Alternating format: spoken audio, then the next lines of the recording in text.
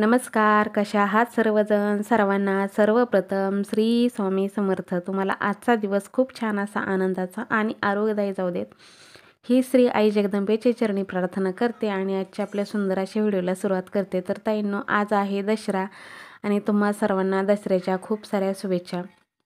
तर बघा, इकडे चालू आहे घट हलवायचं काम. कारण काय होतं, घट हलवल्याशिवाय आपल्याला देवाची पूजा वगैरे करता येत नाही. त्याच्यामुळे आम्हाला घट साखरेचा नैवेद्य दाखवला, घट हलवला आणि त्यानंतर मग बाकीचा सगळा कुलाचार केलेला आहे. परड्या वगैरे सगळं भरून देवाची देवपूजा करायची. त्यानंतर बरंच काही जे असतं ते सगळं घट हलवल्याच्या नंतर बाकीचं पण असतं.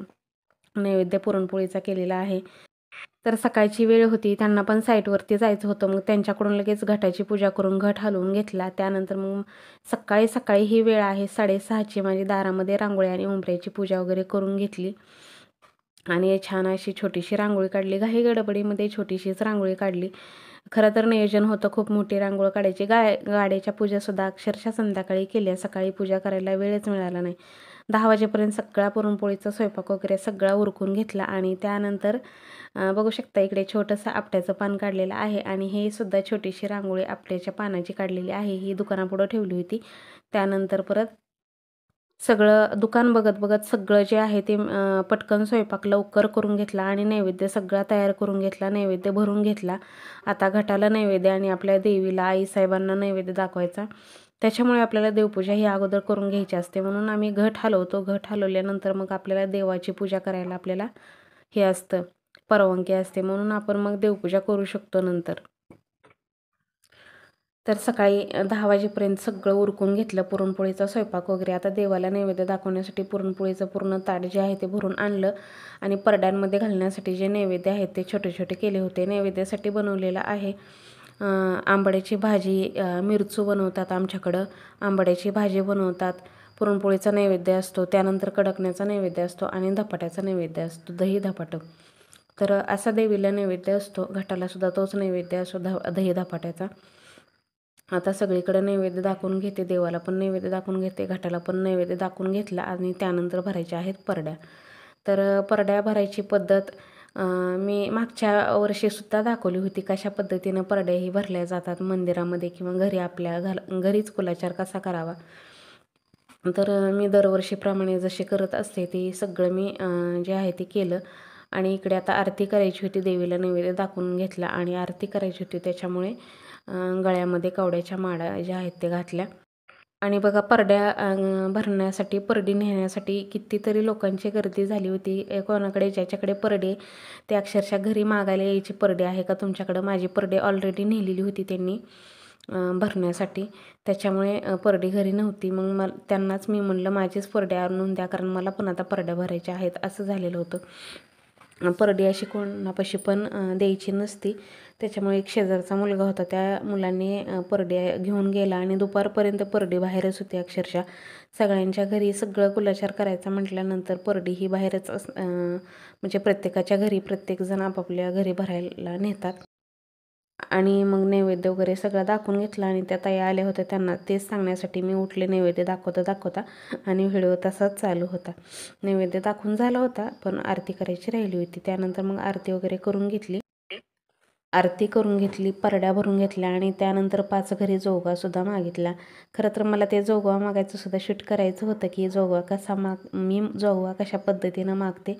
बाहेर कोणाच्या घरी जरी मागायचं ते शूट नसतं केलं, पण आपल्या घरी तरी कसा मागते हे शूट करायला पाहिजे होतं.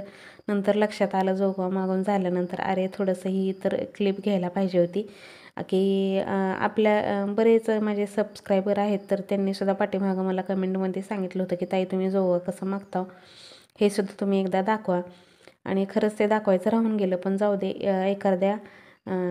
एखाद्या दिवशी जसं की आता पौर्णिमेला आपल्या घरीच जोगवा मी कशी मागते हे दाखवेन तुम्हाला मी एखाद्या व्हिडिओमध्ये. तर ते राहूनच गेलं दाखवायचं. खरं तर कालच्या व्हिडिओमध्ये करायला पाहिजे होतं, पण ते राहूनच गेलं.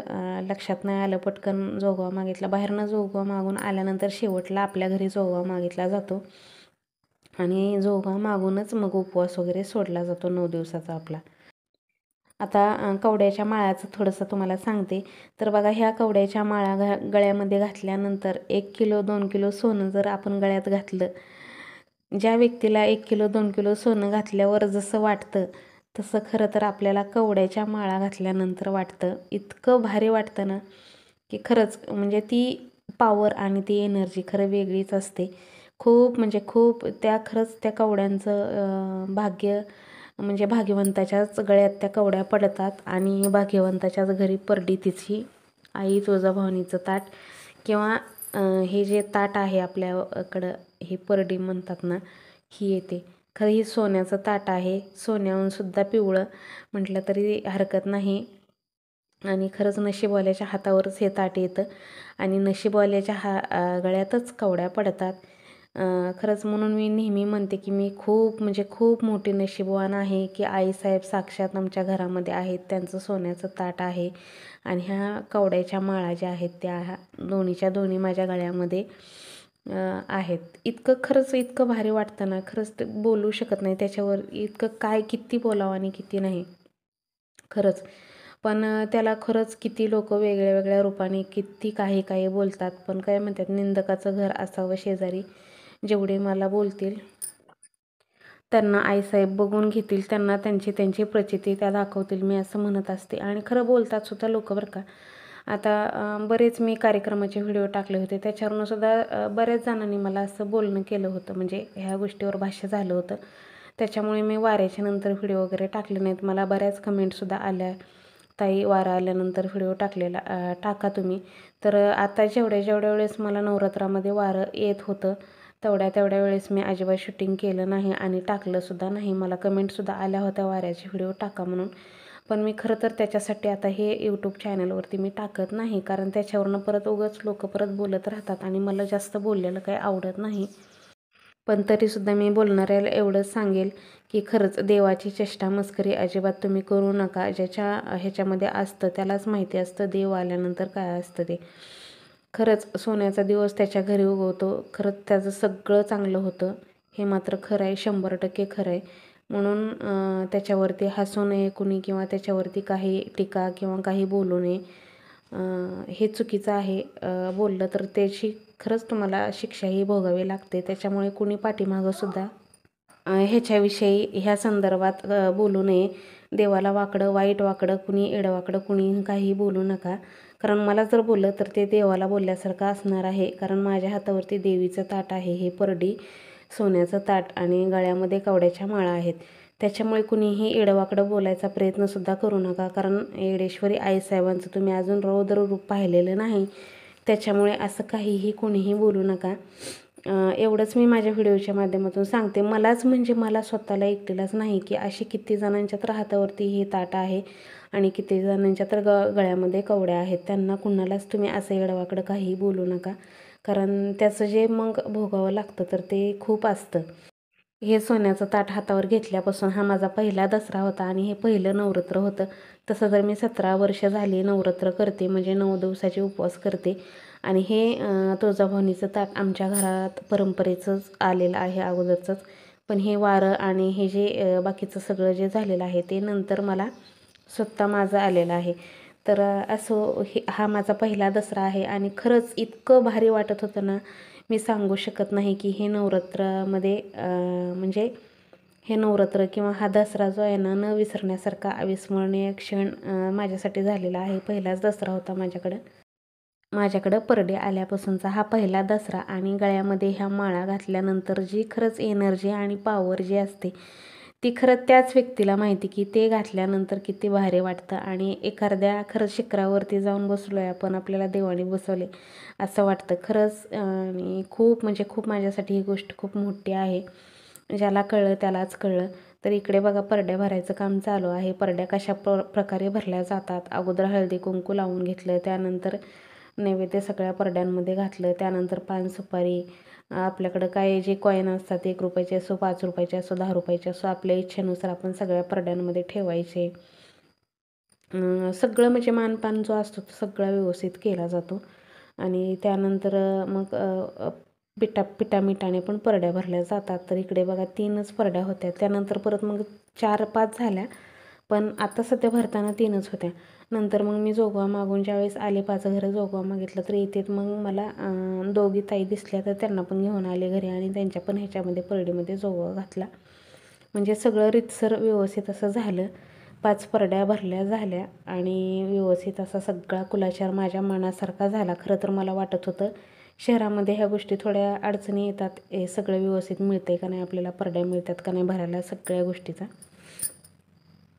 पण सगळं व्यवस्थित असा दसरा पार पडला. संध्याकाळी त्यानंतर उशिरा थोडीशी खरेदी केली. खरेदी करायला गेलो होतो, म्हणलं दसऱ्याची आज काहीतरी खरेदी करावी. खरेदी केली. दिवाळीसाठी कपडे आणि मला साडी घेऊन आले. त्यानंतर आता मी उद्या वगैरे दाखवेन तुम्हाला साडी. बाहेर गेल्यानंतर काहीच मोबाईलमध्ये शूट वगैरे काही केलं नव्हतं, कारण माझं काय झालं होतं, ऑलरेडी मला वारा आल्यानंतर जे अंग दुखतं आणि मला अक्षरशः कणकणी आली होती. त्याच्यामुळे अक्षरशः 9 दिवसात माझे दुखण्यातच गेले. कारण काय होतं, वारा आलं की कणकणी येते. दुसऱ्या दिवशी जे अंग आहे ना ते सगळं अंग दुखतं. नवीन असल्यामुळं दुखतं. जुन्या लोकांचं दुखतं का नाही मला माहीत नाही, पण माझं तर दुखतं. त्याच्यामुळे मला थोडीशी कणकणच येते आणि त्याच्यामुळे मग मी नंतर परड्या भरल्याच्या नंतर जोगा मागून जेवण वगैरे केलं, आराम केला. त्यानंतर मग आम्ही 4 वाजता गेलो कपडे वगैरे आणायला.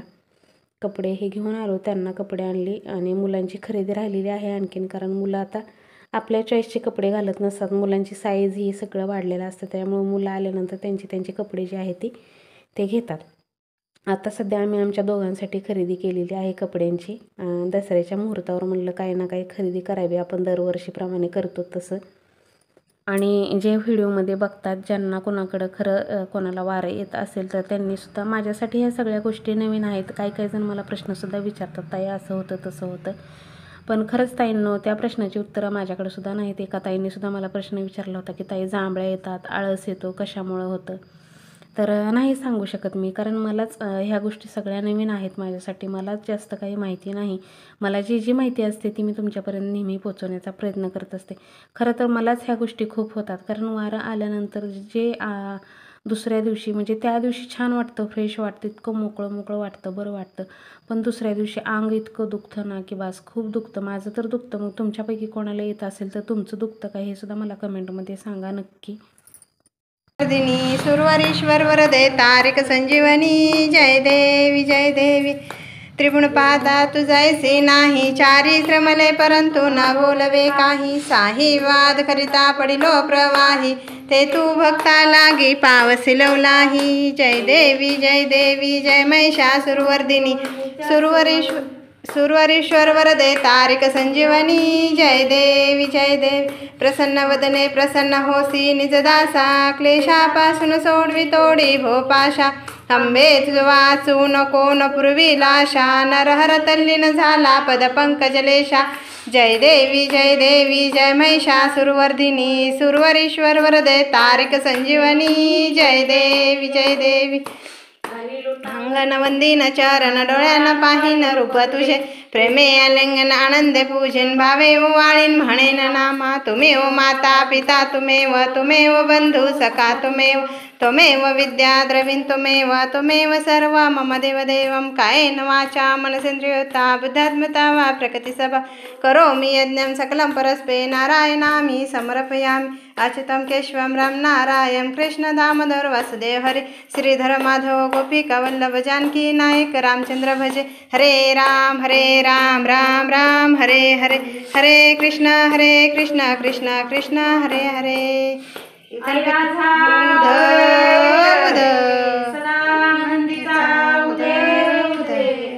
बोल भवानी माता की जय, आयडेश्वरी माता की जय. आता एक पान सोन्याचं ठेवा त्यात प्रत्येक परडीत, म्हणजे ह्याला